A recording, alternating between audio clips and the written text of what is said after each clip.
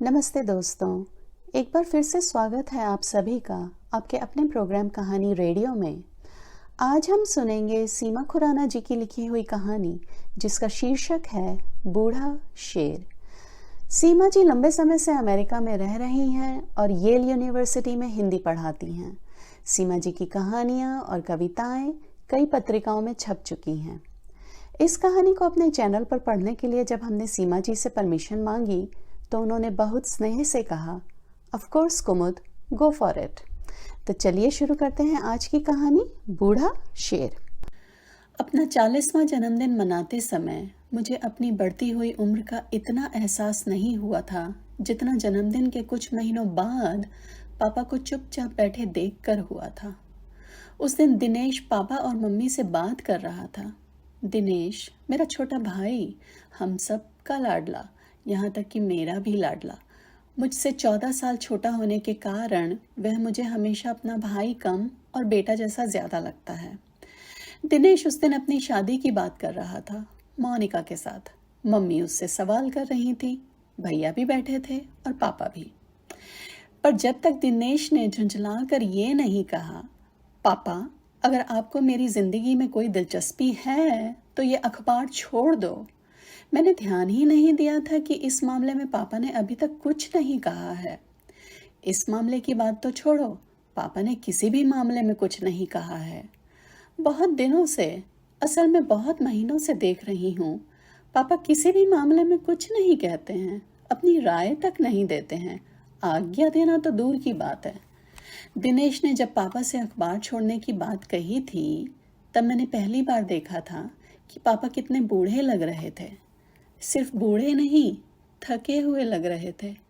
और पापा के बूढ़े होने के साथ साथ यह एहसास आया कि मैं भी तो 40 की हो गई हूँ और भैया 46 के, और हमारा नन्हा सा दिनेश 25 साल का हो गया है और अपनी शादी की बात कर रहा है।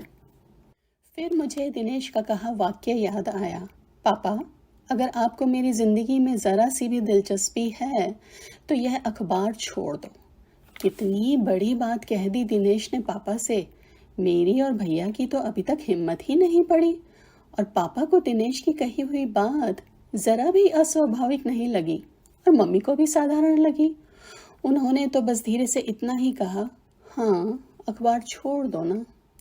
और पापा ने चुपचाप अखबार एक तरफ रखकर कहा, हाँ भाई सुन तो रहा हूँ सब कुछ।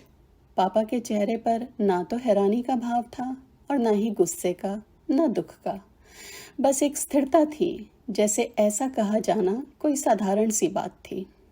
पापा के लिए यह बात जरूरत से साधारण कब बनी नहीं जानती। जब से मेरी अपनी शादी हुई है मैं अपने घर बार में लग गई हूँ। कब यह परिवर्तन आया मालूम नहीं।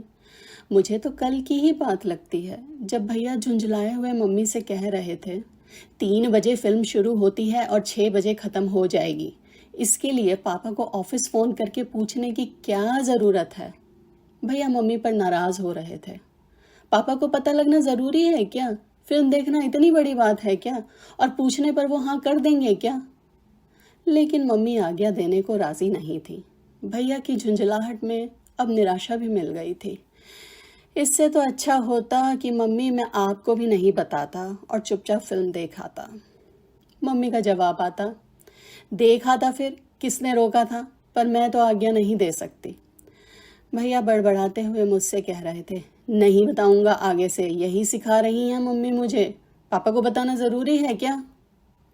और पापा को पता चल गया तो मालूम है कितना नाराज होंगे मम्मी पर। मम्मी का पक्ष लेकर मैंने कहा था, यह भी कोई बात हुई, पापा से पूछे बिना कोई पत्ता भी नहीं हिले यहाँ। यह सच है कि पापा से पूछे बिना कोई पत्ता भी नहीं हिलता था, और अगर हिलता था तो यह जानकर कि या तो पत्ते का हिलना पापा को पता नहीं चलेगा और या फिर पत्ते के हिलने का कारण पापा को बताया जा सकेगा। भैया अपना गुस्सा मम्मी को दिखा देते थे, पर मैं तो इस बात का मौका ही नहीं आने देती थी, न मम्मी को और न खुद को। कितनी बार मेरी सहेली नीरा के साथ मेरा जाने का मन होता था, लेकिन जानती थी पापा जाने नहीं देंगे, इसलिए मैं पूछती नहीं थी। तभी तो हमेशा नीरा ही हमारे घर आई रहती थी। कभी यह कहकर कि तू तो मेरे घर आती ही नहीं, नीरा भी आना छोड़ देती थी। फिर अपने आप या तो खुद मुझसे दूर नहीं रहना चाहती थी और या फिर मेरी बेबसी पहचान कर वो फिर वापस आना शुरू कर देती थी। मम्मी ने भी अपने आप को इस स्थिति में ढाल लिया था। वह पापा से कोई भी ऐसी बात की उम्मीद ही नहीं रखती थी। मुझे याद है पापा अक्सर हमारे साथ खेलते थे, हंसी मजाक करते थे, लेकिन जैसे ही हम किसी ऐसी बात की इजाज़त मांगते थे जो उन्हें पसंद ना हो तो पापा के चेहरे पर चुप्पी छा जाती थी। हमें ऐसा महसूस होता था जैसे हमसे बहुत बड़ा पाप हो गया हो। बड़े भैया तो अक्सर पापा से थोड़ी बहुत बहस कर लेते थे, पर मैं और राजेश हम तो कुछ नहीं कहते थे। अगर कोई बात मन में आती तो मैं राजेश से ही बात करती थी। जानती थी अगर भैया से कुछ कहा तो बस शुरू हो जाएंगे, पापा के अन्याय पर बहस करने लगेंगे। तभी तो जब भैया ने सुधा भाभी से शादी की तब पापा की तरह मैंने भी उसे पापा के खिलाफ बगावत की निशानी समझा। सुधा भाभी भैया के साथ कॉलेज में पढ़ती थी। मम्मी को काफ़ी पसंद थी और मुझे भी। राजेश भी काफ़ी हंसी मजाक करता था। दिनेश उन्हीं दिनों पैदा हुआ था। दिनेश का होना एक ऐसा किस्सा था जिसको लेकर मम्मी पापा आज भी झेप जाते हैं। हमें भी यह बात बहुत देर के बाद स्वाभाविक लगी। शुरू में यह बात सिवा नीरा के मैंने किसी से नहीं की थी। दिनेश के होने पर मम्मी ऐसी हो गई थी जैसे पहली बार माँ बनी थी। दिनेश को उन्होंने यूं पाला था जैसे उनकी इकलौती संतान हो। जब एक बार शुरू की शर्मिंदगी दूर हो गई तो दिनेश अपने आप ही मेरा लाडला बन गया था।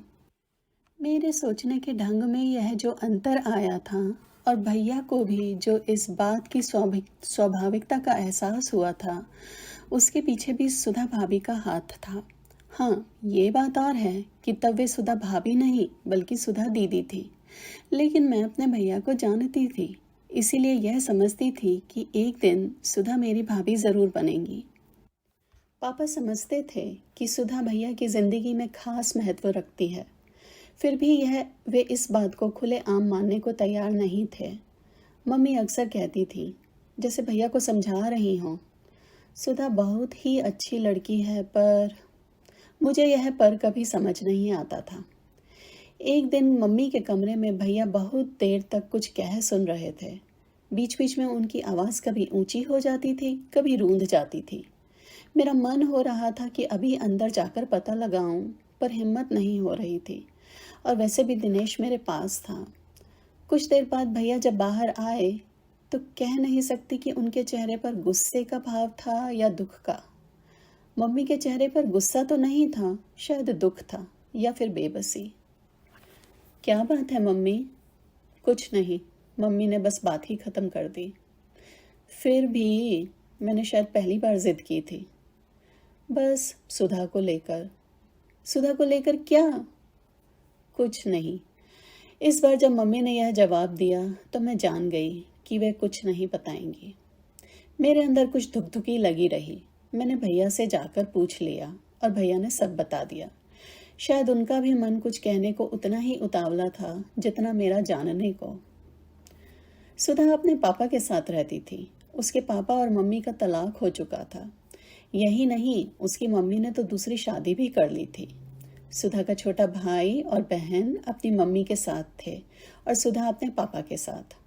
उलझन केवल उनके तलाक को लेकर नहीं थी। यह नया ज़माना था और तलाक भले ही आम बात नहीं थी, पर ऐसी अनोखी भी नहीं थी। फिर भी मैं समझ सकती हूँ कि हमारे घर में उस समय यह अनोखी बात थी। मुझे लग रहा था कि पापा हमारे घर के लिए वैसे ही परेशानियां खड़ी कर रहे हैं जिनके कारण एक दिन सुधा की मम्मी ने सुधा को हॉस्टल में डालकर और छोटे दोनों बच्चों को साथ लेकर घर छोड़ा था। सुधा भी अपने आप को उसी मोड़ पर खड़ी पा रही है। भैया चाहते थे सुधा को ब्याह कर घर ले आएं। शादी तो मुझे करनी है और करनी भी सुधा से है, तो फिर क्यों नहीं मैं अभी। और फिर भैया के चेहरे पर वही मम्मी वाली बेबसी आ गई। मैं सारी बात की गंभीरता को समझ गई। इतनी बड़ी बात जान गई। मम्मी के चेहरे पर डर भी था। बात केवल सुधा की समस्या समझने की नहीं थी। वे जानती थी कि सुधा ने जो उन्हें बताया है वह सब सच था। फिर भी भैया की पढ़ाई का यह आखिरी साल था। कैसे इस तरह शादी? फिर सुधा घर छोड़ने को कह रही थी, यानी कि शादी बिना किसी धूमधाम से होगी, केवल सुधा को बहू बनाकर इस घर में लाने के लिए। पापा के लिए यह कितनी बड़ी बात होगी। कौन करेगा उनसे यह बात? कौन देगा उनके तर्कों का जवाब? भैया आदर्शवादी थे, सवाल जवाब कर सकते थे, पर उनसे पापा को केवल ठेस ही पहुंचनी थी। कोई भी आसान रास्ता नहीं था। आखिर वही हुआ। आज भी याद आता है तो रोंगटे खड़े हो जाते हैं। इस बात को लेकर कितना भूचाल आया था। पापा ने भैया को कई सुझाव दिए थे। सुधा को हॉस्टल में डाल देते हैं, फिर उसके पापा को समझा देंगे और कुछ सालों में शादी कर देंगे अच्छी तरह से। पर सिवा भैया के कोई भी यह बात समझ नहीं पा रहा था कि सुधा उस घर को केवल शादी के रास्ते से ही छोड़ सकती है, और पापा के लिए केवल एक ही बात के आधार पर इतना बड़ा निर्णय लेना या अपनी अनुमति देना असंभव था। भैया की अपनी जिद थी। मम्मी को समझ में नहीं आ रहा था कि वे किसका पक्ष लें। इन्हीं हालातों में सुधा मेरी भाभी बनकर घर में आ गई। मैंने ना तो भैया की घोड़ी की बाज पकड़ी, न भैया की आंखों में सुरमा डाला, न ही चाप से कपड़े सिलवाए, और न बारात के आगे झूमकर खुशी से नाची। जैसे इतनी बड़ी होने पर भी एक छोटे भाई के पैदा होने पर शर्मिंदगी उठाई थी, उससे भी कहीं ज़्यादा चोरी छुपे हुए भैया की इस शादी के कारण शर्मिंदगी उठानी पड़ी। पापा ने रोका नहीं और ना ही अपनी इजाज़त दी। यह शादी उनकी मर्जी के बिना हुई है, इस बात को भी उन्होंने किसी को भूलने नहीं दिया। पापा का रौब बिल्कुल शेर जैसा था। उनको देखकर मुझे अक्सर बचपन में सुनी हुई राजा शेर की कहानियाँ याद आती थी। उनकी प्यार भरी गोद में बैठकर मुझे उनकी ताकत का एहसास होता था। घर में काम करने वालों के प्रति उनका सहानुभूति का व्यवहार मुझे हमेशा गर्व से भर देता था, और इसलिए मैं कभी समझ ही नहीं पाई कि उन्होंने भैया और भाभी के प्रति इतनी देर तक नाराज़गी को अपने मन में कैसे रखा। भैया अगर सामने आते थे तो ठीक से बात करते थे, लेकिन सिर्फ काम की ही बात करते थे। पर भैया अपनी परीक्षा में व्यस्त थे, इसलिए पापा के सामने कम ही आते थे। अगर किसी एक को उन्होंने कटा रखा था तो वो थी सुधा भाभी। भाभी पापा के काम से लौटने पर हमेशा उनके पैर छूती थी और पापा एक तरफ हो जाते थे। अगर वह उनके लिए पानी लाती तो वे रसोई में जाकर दूसरा पानी पी लेते थे। कभी कभी जी करता था कि उनको झकझोर कर पूछूं क्या किया है भाभी ने, पर मालूम था पापा के पास इस सवाल का जवाब होगा और उनके तर्क के सामने मैं कुछ नहीं कह सकूंगी। पापा की इस बेरुखी के बदले मैं भाभी को अपना बहुत प्यार देती थी, लेकिन यह जानती थी कि पापा की बेरुखी भाभी को कितना दुख देती है। भैया को जब दूसरे शहर में नौकरी मिली तो लगा जितनी उतावली से भैया जाना चाहते थे, उतनी उतावली से पापा भी उन्हें भेजना चाहते थे। सामने से दूर होंगे तो पापा को रोज रोज इस तरह अपनी नाराज़गी का नकाब पहनने का बोझ नहीं उठाना पड़ेगा। मम्मी का बस चलता तो वह कभी भी भैया को दूर की नौकरी नहीं करने देती, लेकिन इन हालातों में उनको भी यही ठीक लगा कि भैया भाभी यहाँ से दूर अपनी ज़िंदगी शुरू करें। मैं नहीं जानती पापा का मन सुधा भाभी की ओर कब बदला, लेकिन यह अच्छी तरह से जानती हूँ कि कब पापा ने इस बात को स्वीकार किया कि उन्होंने सुधा भाभी के साथ रुके रहने का अन्याय किया है। यह बात कई सालों के बाद हुई थी, मेरी शादी के बाद और राजेश की शादी के कुछ समय के बाद। राजेश ने अपनी पसंद से रूपा से शादी की थी। पापा की थोड़ी सी आपत्ति थी, क्योंकि पापा रूपा के परिवार को जानते थे और उनके बारे में पापा की राय अच्छी नहीं थी। कुछ भी हो, लड़की में अपने परिवार वालों का कुछ तो असर आ ही जाता है। राजेश रूपा से ही शादी की जिद में था। फिर उसने साफ साफ तो नहीं, पर दबे दबे स्वर में और कुछ घुमा फिरा कर यह जरूर जता दिया था कि पापा ने जैसा भैया के साथ किया वैसा वह अपने साथ नहीं होने देगा। फिर पापा के पास सिवा शंकाओं के कुछ भी तो आधार नहीं था, तर्क नहीं थे, दलील नहीं थी। राजेश की शादी बहुत धूमधाम से हुई। मम्मी ने और मैंने अपने सारे चाव पूरे किए जो भैया की शादी में नहीं कर पाए थे। पापा ने भी बहुत गर्व से अपने पहचान वालों को बुलाया था। शादी में सुधा भाभी कुछ लज्जित सी थी। केवल पापा ही नहीं थे जो कई बार अपने रिश्तेदारों के बीच कह रहे थे, देखो कितनी शानदार शादी हो रही है। ना चाहते हुए भी हमारे मुंह से भी कई बार ऐसा निकल जाता था कि पहली बार यह सब नहीं कर पाए, इसलिए अब दुगनी बार करेंगे। रूपा जब बहू बनकर आई तो पहले दिन से बहुत अंतर दिखा। उसे दोष नहीं देती हूँ, वह नई पीढ़ी की है।